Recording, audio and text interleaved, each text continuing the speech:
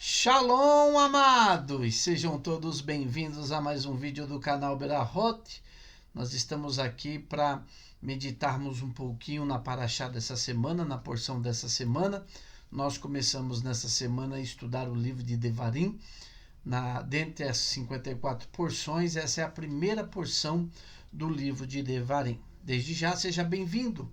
Desde já que você seja abençoado através dessa meditação que nós vamos fazer. Desde já também vamos pedir para você que ainda não é inscrito no nosso canal, se inscreva no nosso canal, curta, compartilhe, distribua entre as pessoas que você conhece para ajudar cada dia mais o canal Berahot a crescer.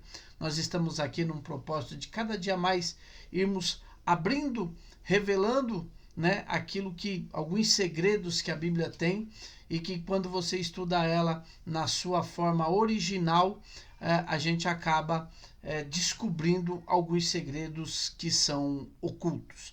O apóstolo Paulo vai dizer lá no livro de Romanos, capítulo 3, que o oráculo das Escrituras estão com os judeus. Por quê? Porque eles têm acesso a um conhecimento que muitas vezes ele é menosprezado pela maioria das pessoas.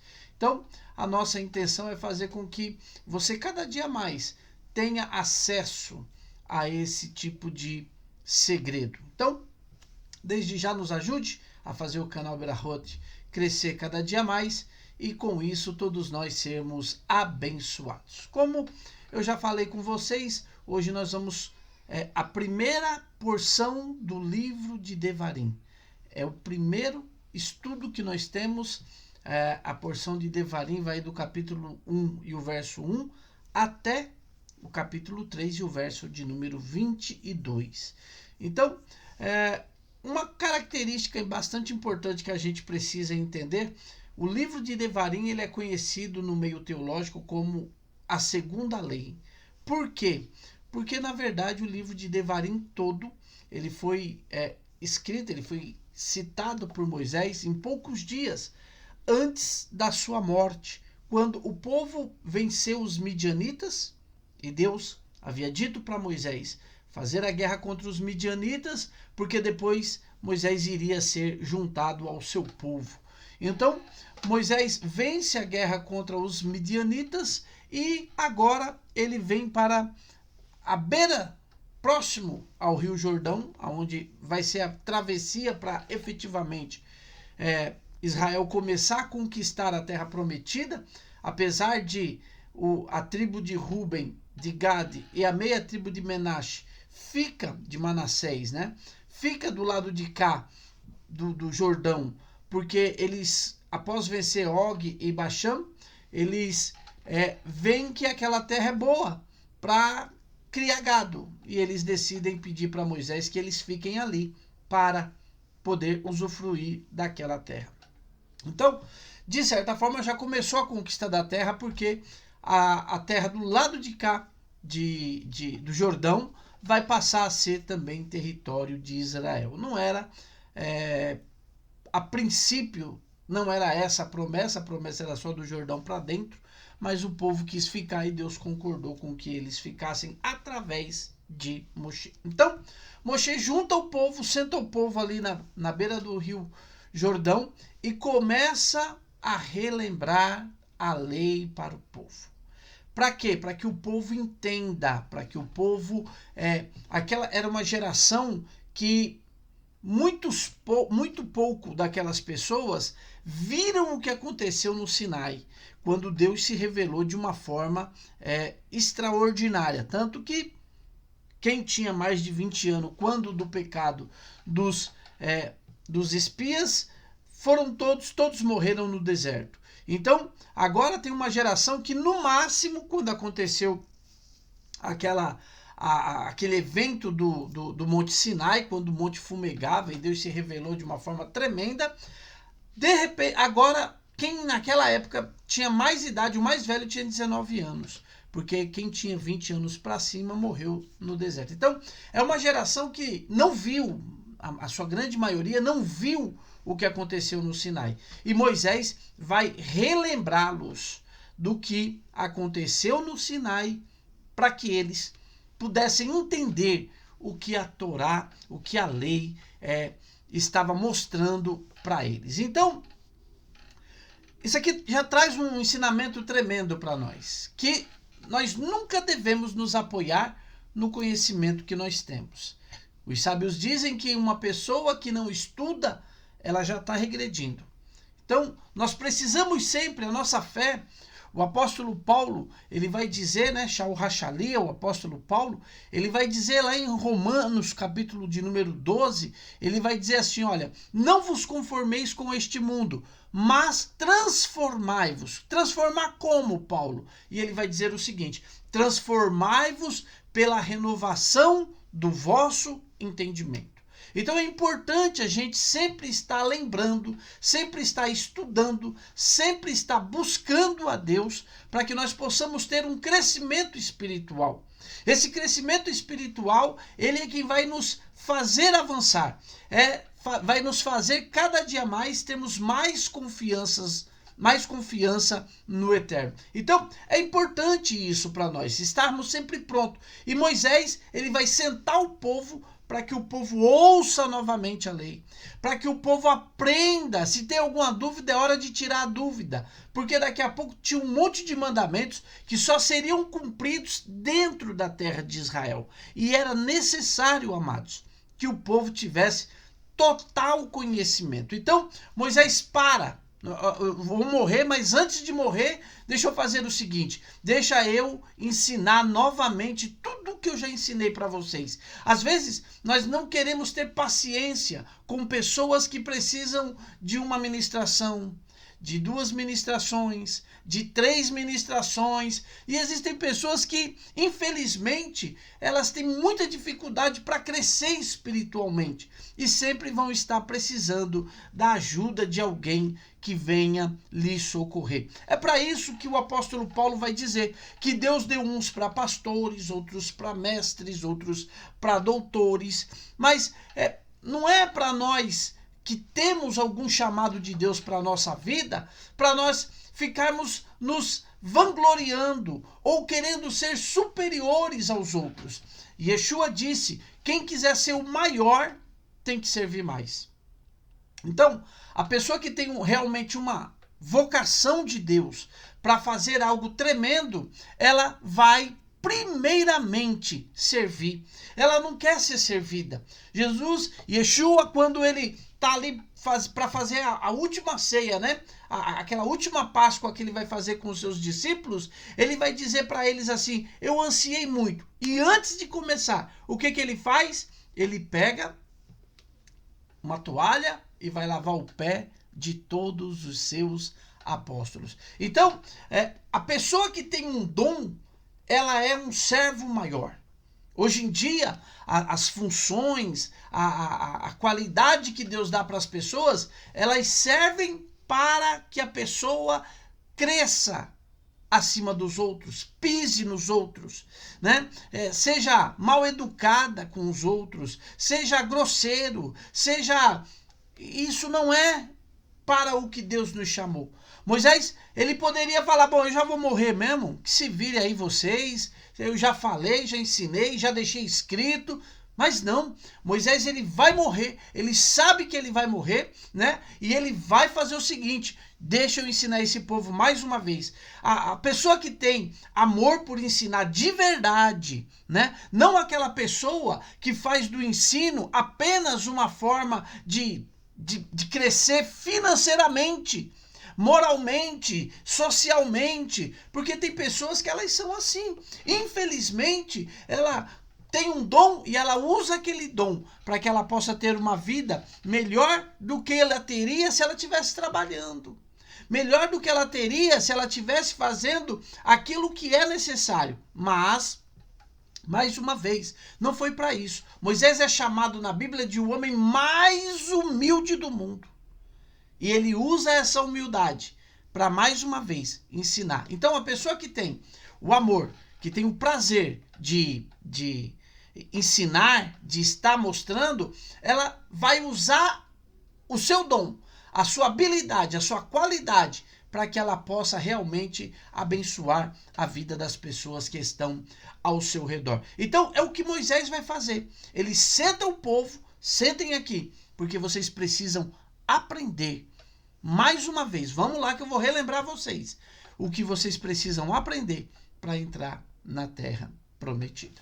Um segundo aspecto muito importante é que o livro de Devarim, ele vai começar, e é bastante interessante quando a gente vê isso, porque em Devarim capítulo 1 e o verso... Devarim capítulo 1, Deuteronômio, desculpa, eu estou acostumado a falar o nome do livro em hebraico que acaba... Eu esqueço que às vezes tem pessoas novas que ainda não tem muita familiaridade com esses termos hebraicos, né? Mas o livro de Deuteronômio ele é chamado de Devarim, né? Que são palavras. Ele começa de uma forma toda especial, porque ele vai dizer assim, ó, estas são as palavras que Moshe falou a todo Israel além do Jordão, no deserto, na Arábia, na Arabá, defronte de Suf, entre Parã, Tofel, Labã, Hazerote e Dizaabe. Ora, ele começa a falar uma série de lugares. E o que Moisés quer passar de informação para nós quando ele diz todo o nome desses lugares? Porque ele podia ter falado no deserto, tal, mas não, ele vai falar. Nós vimos na porção da semana passada, se você não viu, volta lá que você pode ver, que Deus marcou 42 jornadas, 42 lugares que o povo de Israel parou e ficou algum tempo ali naquele lugar. Pouco tempo ou muito tempo, mas ficou ali durante 42 lugares na outra porção que a gente viu, que foi a última do livro de Números. E o que acontece? Quando Moisés fala o nome desses lugares, na verdade, ele está querendo dar uma... como que eu posso dizer? Não é um conselho, mas ele está querendo fazer com que o povo se lembre de alguma coisa. E para que o povo não passe vergonha, para que o povo, em outras palavras, assim, sendo bem claro mesmo, em vez de jogar na cara do povo o que o povo fez, Moisés fala o nome do lugar. Então, cada lugar desse tem um pecado grave que o povo de Israel cometeu. E Moisés, para não acusá-los, para não fazer ele passar vergonha, porque tem pessoas que é assim, ela é treinada para fazer os outros passarem vergonha. E essa não é a essência da Torá. A Torá vai nos condenar se nós fazemos outro irmão passar vergonha. Não é a nossa função essa, fazer com que os irmãos passem vergonha. Mas ele vai dizer assim, olha, no deserto. Por que no deserto? Ele não estava no deserto? Tudo era deserto ali. Mas ele vai dizer assim, ó, no deserto. No deserto, o que o povo reclamou? O povo reclamou pela falta de comida e o desejo de retornar ao Egito. Então, isso é mais ou menos como um pai que se dedica pela sua família. Um pai que faz de tudo para que a sua família não passe por privações, não passe por dificuldades, mas às vezes o filho ele quer alguma coisa que não é nem uma necessidade. Ele não está querendo algo que é necessário para ele. Ele está querendo algo que ele quer ter um esbanjar maior, né? Por exemplo, vou dar só um exemplo aqui. O pai foi lá e comprou um celular lá para o filho, de um celular comum, um Xiaomi, né? Comprou um celularzinho lá comum, mais barato, que é o que o pai tem condições de comprar. Mas aí o filho quer um iPhone 17. Ah, pai, eu quero um iPhone, eu não quero um Xiaomi, eu não quero um celular simples. Então, qual pode ser a necessidade desse filho? É ter um celular, para ele poder falar, para ele poder se comunicar com o pai, para o pai saber onde ele está. Essa é a necessidade. Mas quando ele diz que ele quer um iPhone, é porque ele quer se mostrar para alguém. Alguém precisa ver que ele é uma busca de afirmação. Então, nessa busca de afirmação, essa pessoa ela vai acabar querendo algo que não é uma necessidade. E Deus cuidou do povo de Israel no deserto. Deus olhou pelo povo de Israel no deserto. Não deixou faltar nada durante os 40 anos que o povo de Israel esteve no deserto. Mas, ainda assim, amados, caía pão do céu, caía maná. E, segundo os sábios, o maná, ele tinha o gosto do que você queria comer. Se você sentasse na mesa e falasse assim, puxa vida, queria comer uma costela bem gorda, o maná tinha gosto de costela. Se você falasse, eu queria comer um bolo de maçã, o maná tinha gosto de bolo de maçã. Então, ele saciava qualquer tipo de desejo que a pessoa tinha. O maná era uma comida milagrosa. No livro de Salmos, o maná é chamado de o pão dos anjos. Mas ainda assim, o povo de Israel vai reclamar do maná. E em determinado lugar, ele vai chamar o pão, o maná, de pão vil. Olha só. Então nós precisamos... Moisés não quer tacar na cara do povo de Israel que vocês são murmuradores. Vocês murmuraram contra Deus no deserto. E ele vai falar então, olha, vocês estavam no deserto. Moisés falou essas palavras no deserto. Então, no deserto, ele estava querendo dizer, lembra quando vocês queriam voltar para o Egito? Já pensou, amados, se Deus passar na nossa cara todas as vezes que nós murmuramos contra ele? Quantas vezes, outro dia, agora está até famosa essa frase, mas quantas vezes nós não estamos reclamando por coisas que nós pedimos muito a Deus? Que nós dissemos, Deus, eu queria isso, eu queria aquilo, e quando a gente recebeu, a gente murmurou. Às vezes, a gente pede uma brahá, uma bênção para Deus, e quando essa bênção chega, sabe o que acontece? Ela nos impede de servir a Deus. Ela vira um empecilho para nós servirmos a Deus. Às vezes a pessoa fala assim, eu queria tanto ter um filho. Aí quando o filho chega, mas agora é tão cansado, e a criança e não sei o quê. O teu filho é a brahá, é a bênção que Deus te deu. Você vai realmente colocar, muitas vezes, que não é culpa da brahá, não é culpa da bênção. É você que está assim, afrouxando. Puxa vida, olha, eu pedi tanto para Deus esse emprego. Aí Deus abriu a porta, deu um emprego para a pessoa. Aí sabe o que a pessoa faz? Ela reclama. Eu estou trabalhando demais. Eu acordo muito cedo para trabalhar. Eu estou ganhando pouco. Amado, a Bíblia vai dizer para nós que a vida e a morte estão no poder da língua. Então você acha... O Eterno abriu uma porta de emprego para você e você está murmurando da porta de emprego que Deus abriu. Você acha que Deus vai te abençoar? Não vai. E por que Ele não vai te abençoar? Porque você está murmurando da brahá, da bênção que Ele te deu. Não faça isso. Não seja um murmurador. Depois ele fala assim, na planície de Baravá. E aqui ele está se referindo ao pecado da imoralidade e da idolatria que o povo de Israel cometeu em Baal-Peor com as mulheres midianitas, que as mulheres midianitas estavam seguindo o conselho de Bilã, de Balaão.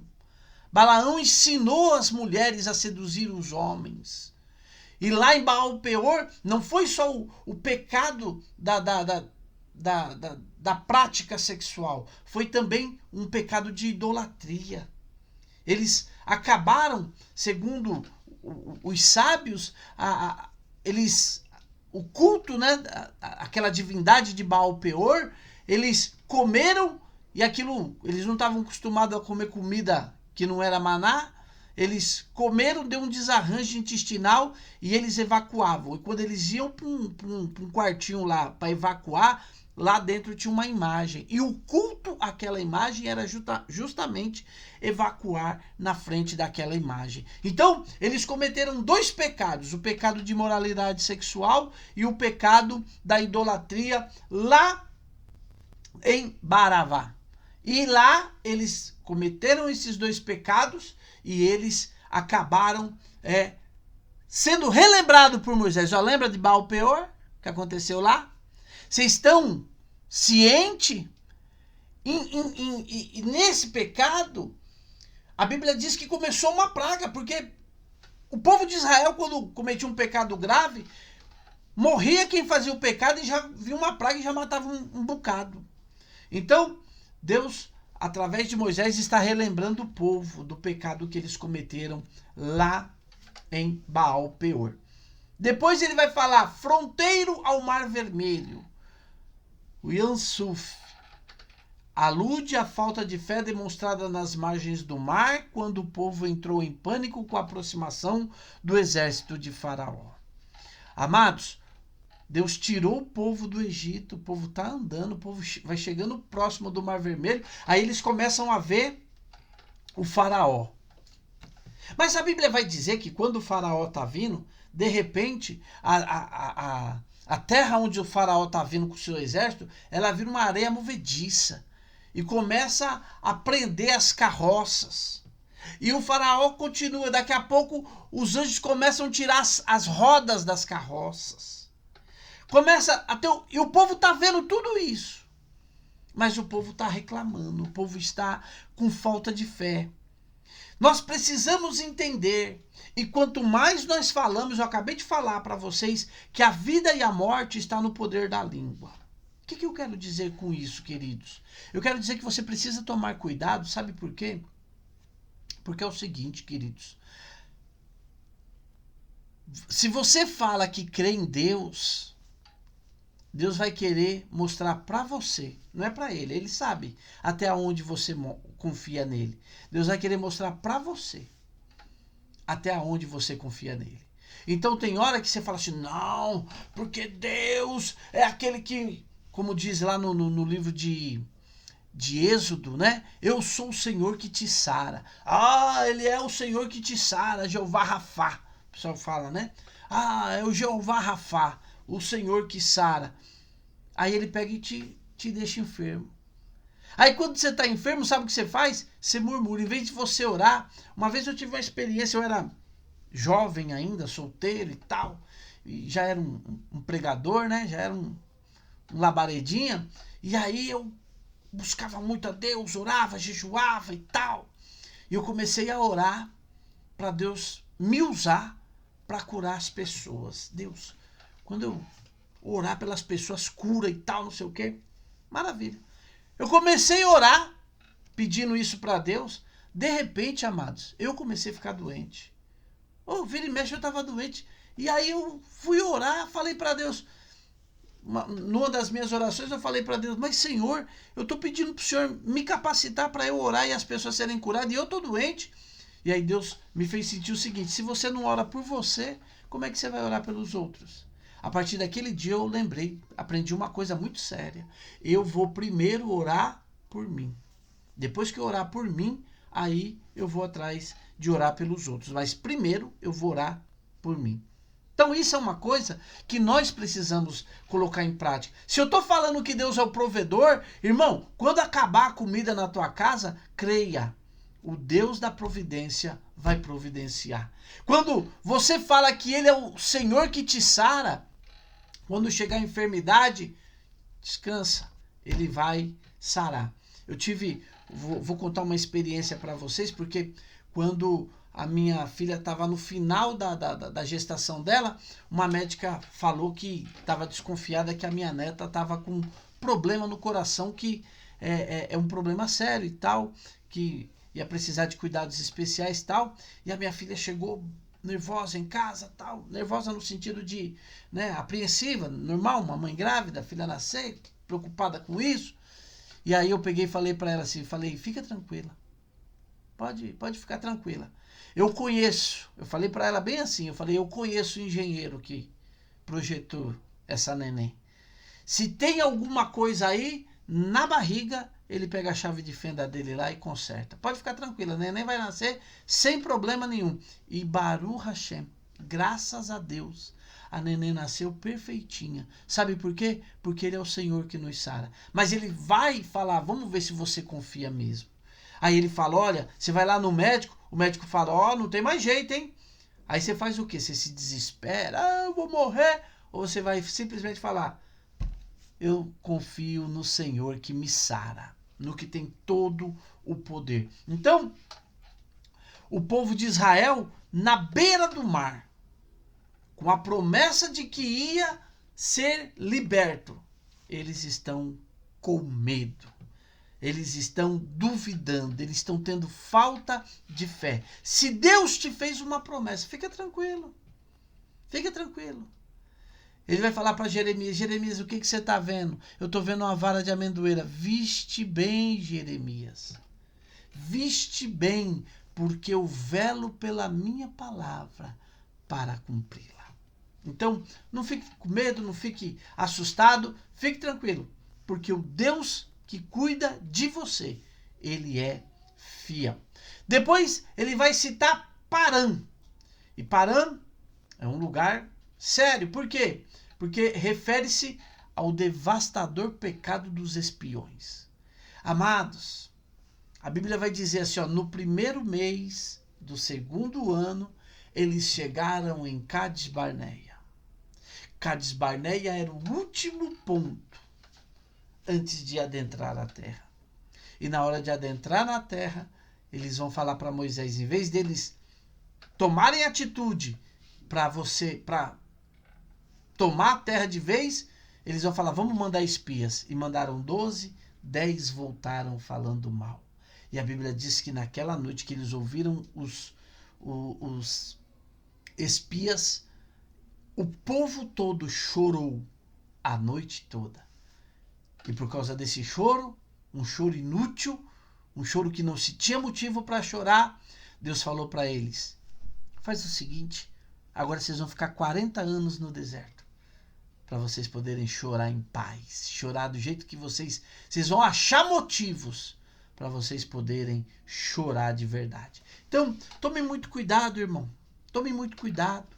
A reclamação é uma coisa que te leva para o buraco. Reclamar é clamar 2 vezes, é clamar de novo. Então, quando você reclama de uma situação, você apenas está chamando aquela situação de novo. Olha, de novo. Ah, mas de novo essa situação. Então, quando eu reclamo, quando eu fico, não tenho isso, não tenho aquilo, não tenho não sei o quê. Calma, você está só reclamando. E essa reclamação vai te trazer mais problema. É por isso, os irmãos que conhecem o hino, a harpa cristã, o hino 302 vai dizer assim, em vez de murmurares, canta. Um hino de louvor a Deus. Por quê? Porque a murmuração, irmão, a reclamação, é só chamar aquela situação de novo.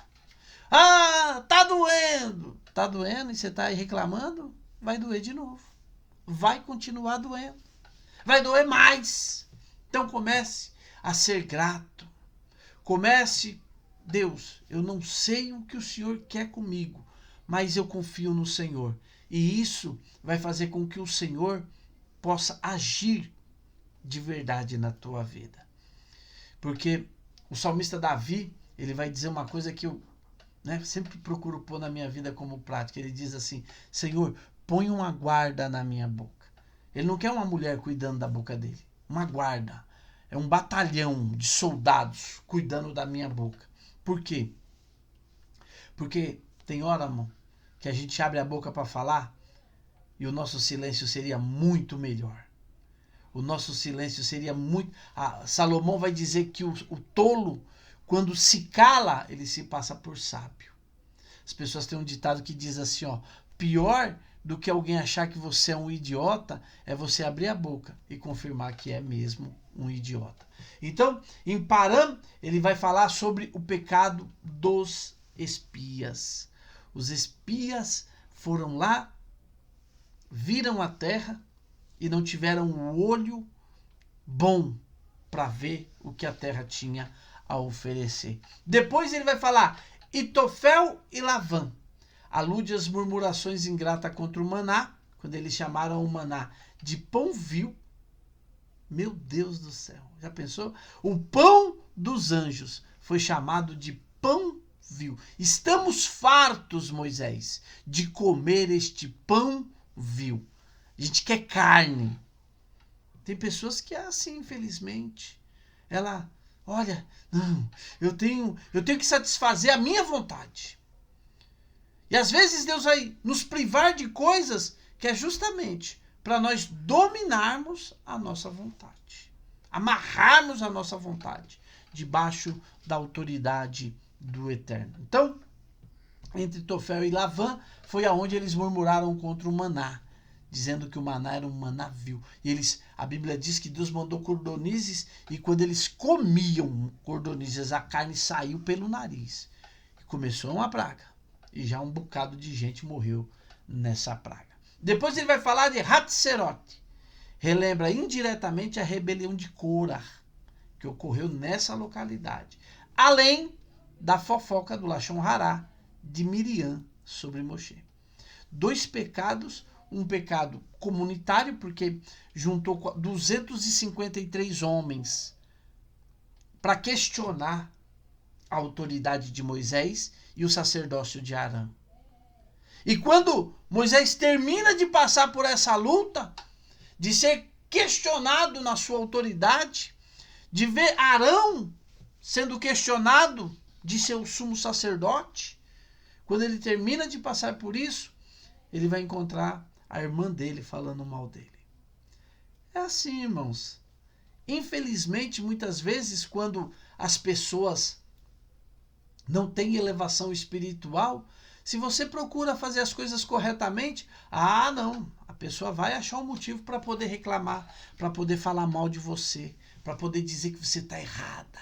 Você está errado. Olha lá ele, olha lá ela. Não é assim. Nós precisamos estar atentos, estar prontos para percebermos tudo aquilo que o Eterno quer fazer. O povo, Moisés recebeu uma rebelião de pessoas que eram levitas, da tribo dele.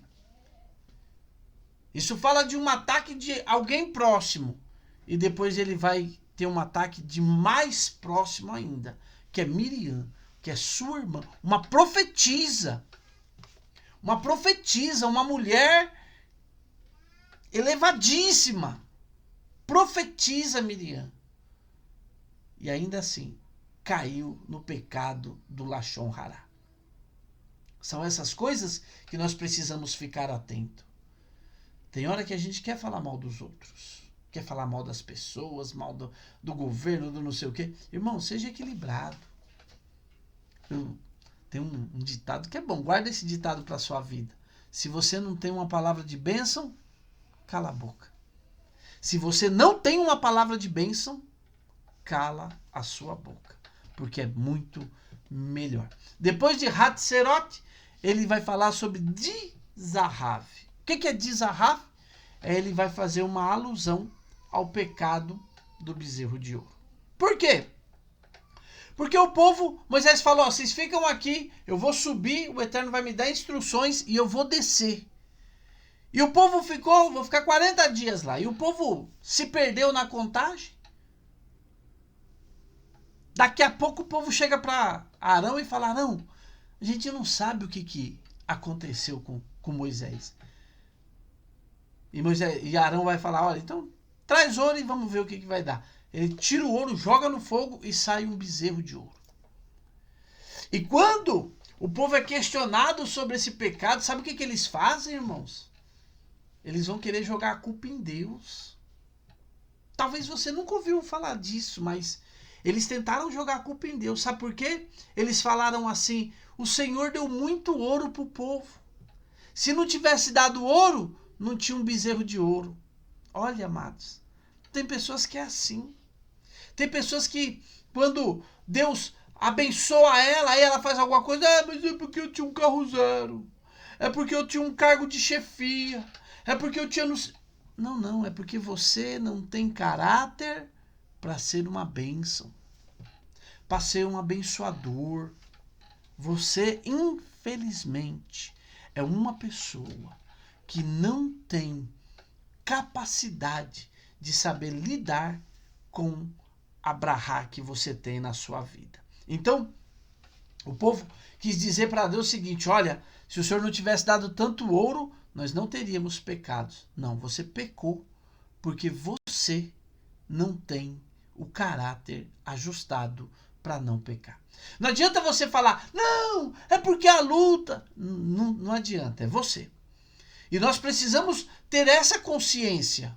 Quando eu faço alguma coisa de errado, não adianta eu falar. Às vezes a pessoa está no trânsito dirigindo, alguém deu uma fechada, aí ele xinga. Ah, mas também o cara me fechou. Sabe por que o cara te fechou?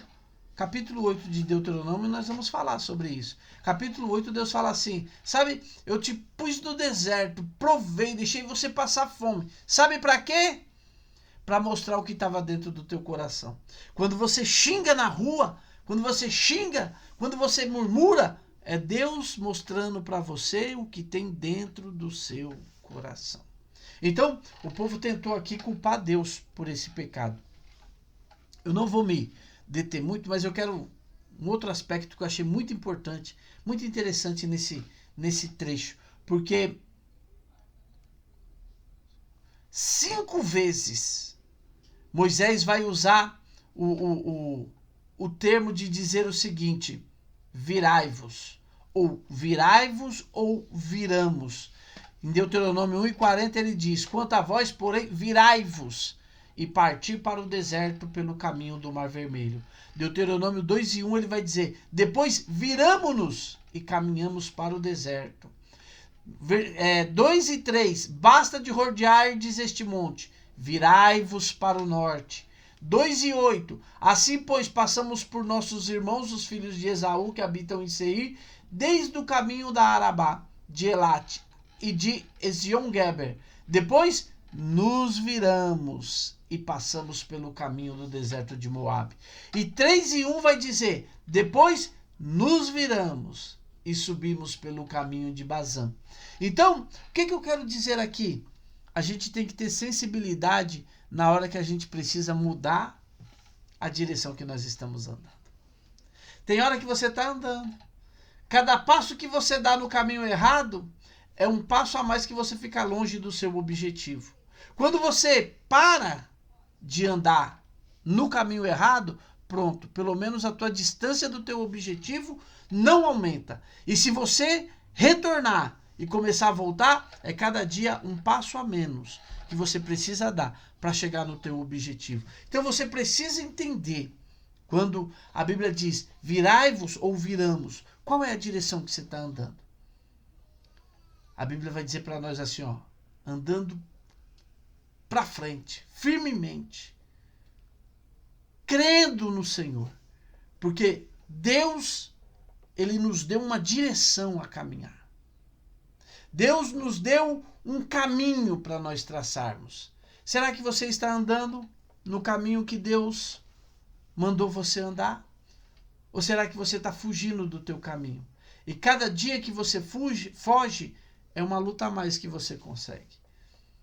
A Bíblia diz que Jonas desceu para Jope.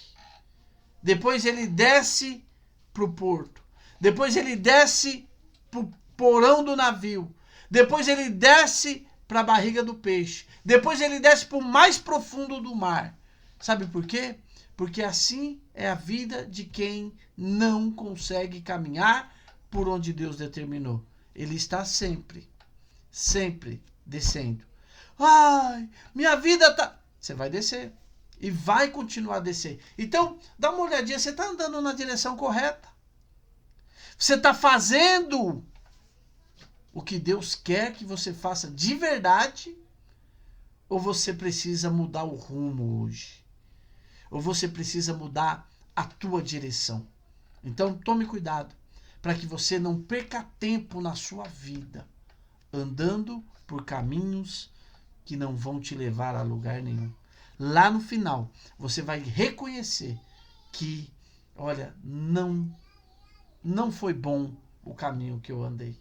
Não foi bom o caminho em que eu estava trilhando. Então, vamos ser cuidadosos, ver se nós estamos andando no lugar, na posição, no caminho correto que Deus quer que nós andemos.